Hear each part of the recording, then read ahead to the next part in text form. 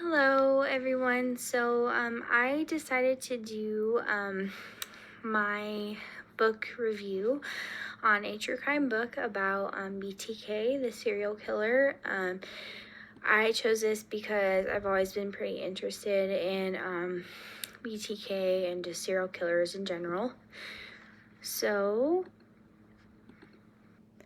let's get going here. The book I chose was Bind, Torture, Kill, the inside story of BTK, the serial killer next door. This book was written by Roy Wenzel, Tim Potter, L. Kelly, and Hearst Laviana. This is a true crime book that goes into detail about Dennis Rader, also known as BTK, and his crimes, as well as the hunt for him and his arrest. This book ended up being 400 pages long, and I didn't really realize that until I started reading it.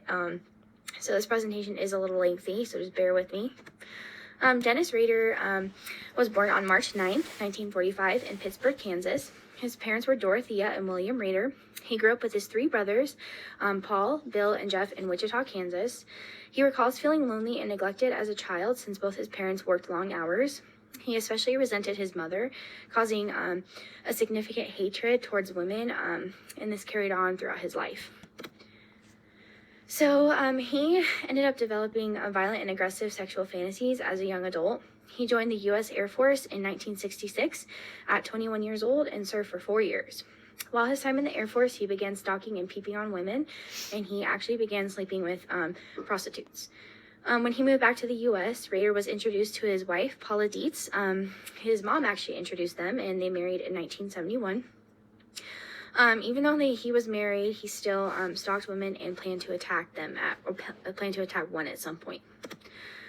So Rader had stalked the Otero family for weeks. He targeted them because he said that Hispanic women turned him on. His primary target was this little girl, 11-year-old Josie Otero.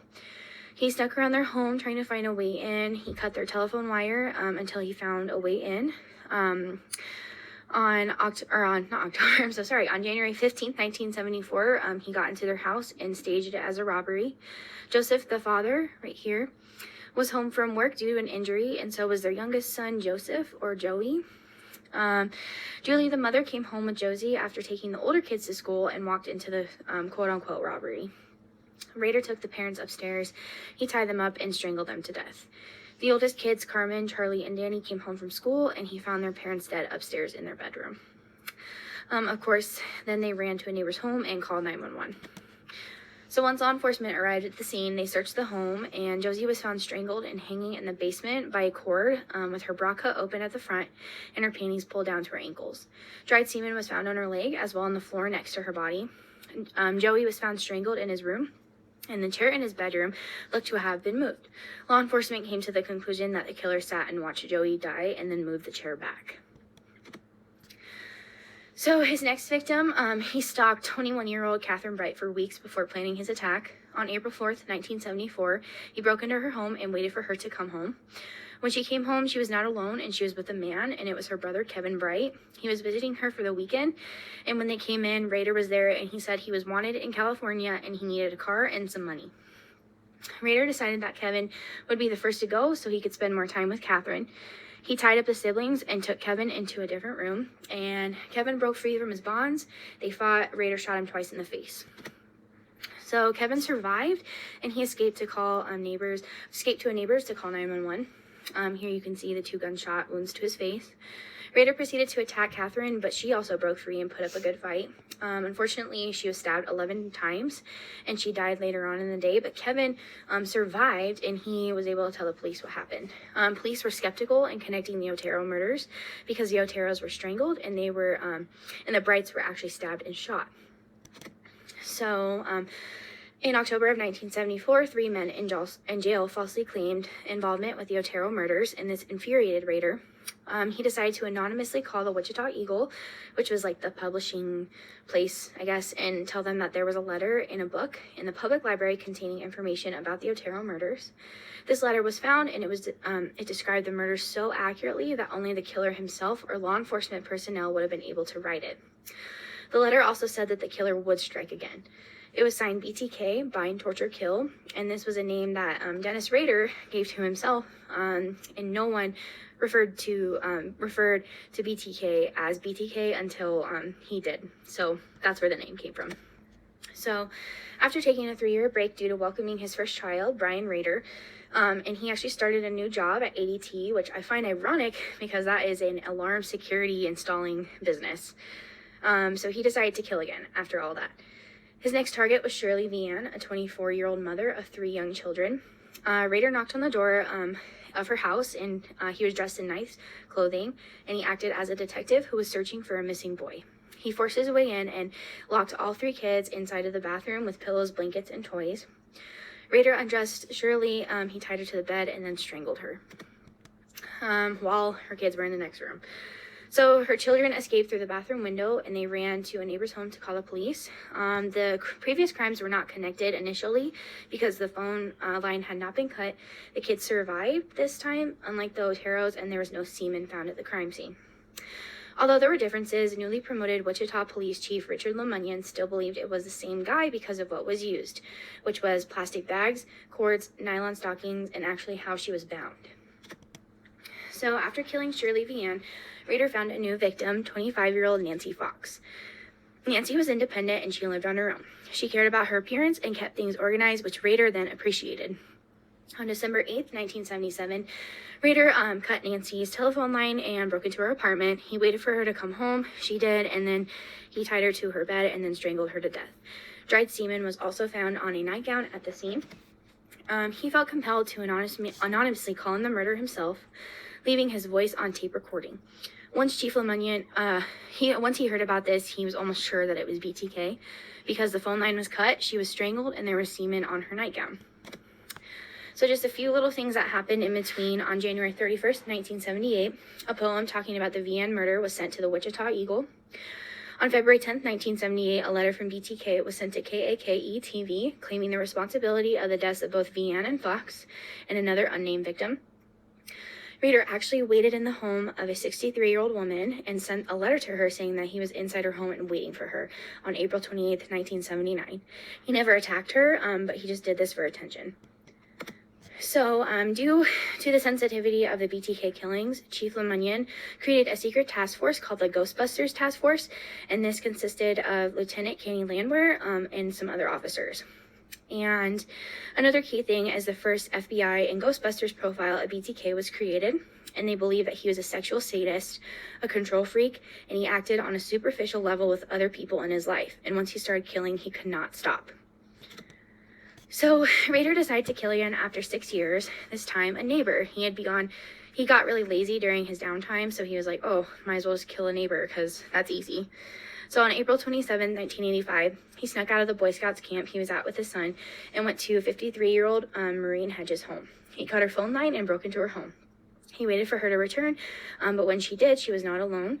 And so he waited in a closet for an hour, and then when her friend left, and she turned out the lights for bed, he crawled into bed with her and killed her. Rader disposed of her body in a ditch under some brush. Her body was found 9 days after her death by a Park City police chief and an animal control officer. Law enforcement was skeptical of the killing and it being BTK because Maureen was actually much older than the other victims, and she lived outside of Wichita in Park City.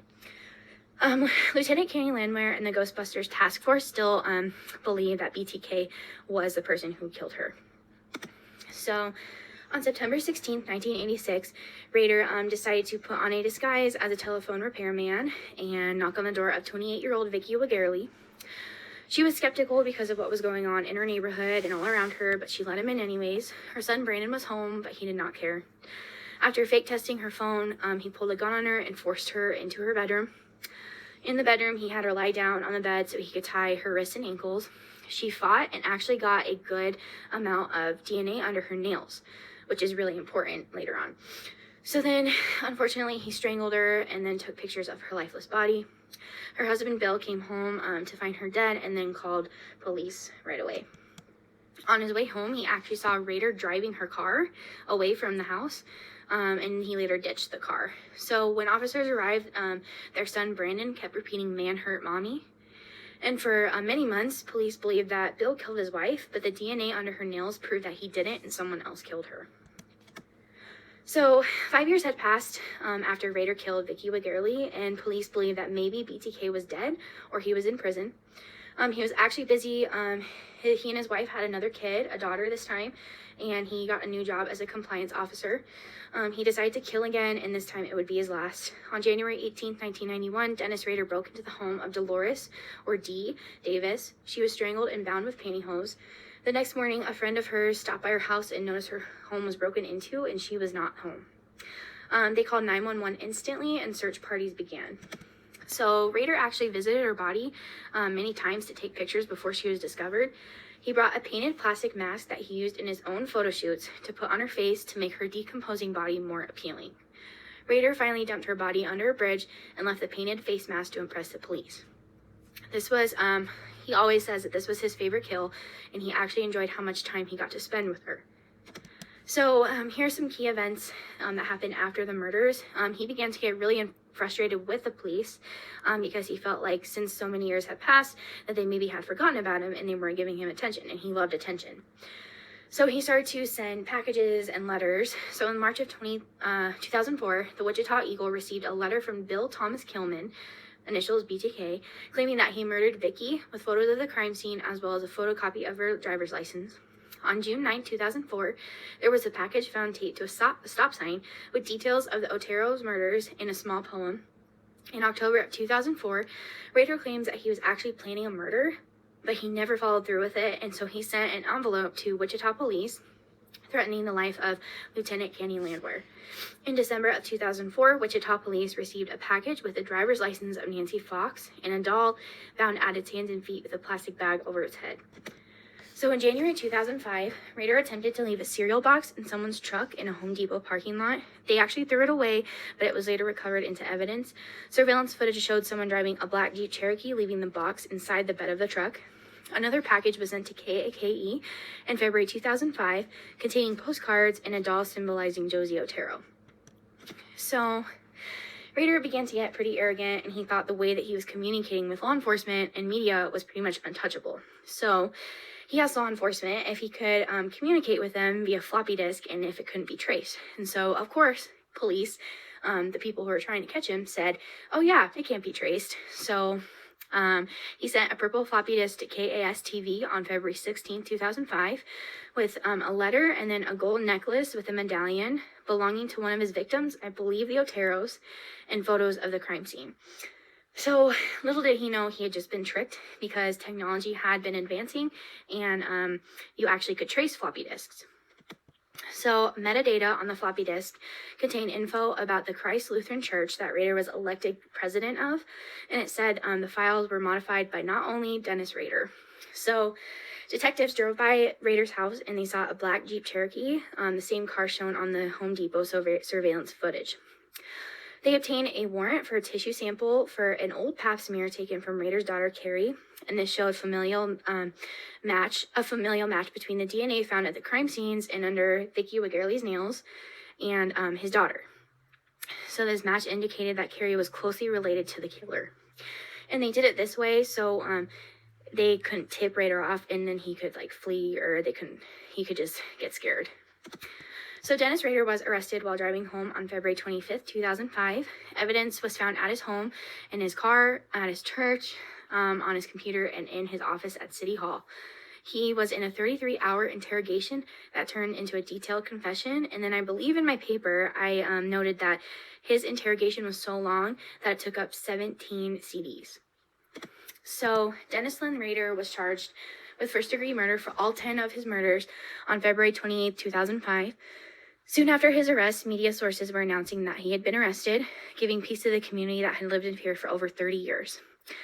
Rader pled guilty on June 27, 2005, and gave detailed descriptions of the murders and showed no remorse for his actions. He was sentenced to 10 consecutive life sentences and a minimum of 175 years. So he currently lives out his life sentence in solitary confinement at the El Dorado Correctional Facility in El Dorado, Kansas. So there's my source. So kind of just a little brief opinion. I think that if he never would have sent the floppy disk in, I think he never would have been caught, because they never had any other DNA, hence that familial DNA, to compare the DNA found at the crime scenes. So I don't think he ever would have been caught. I'm glad that they did catch him, bring some justice to the victims' families. But yeah, so that was my presentation, and thank you guys for tuning in.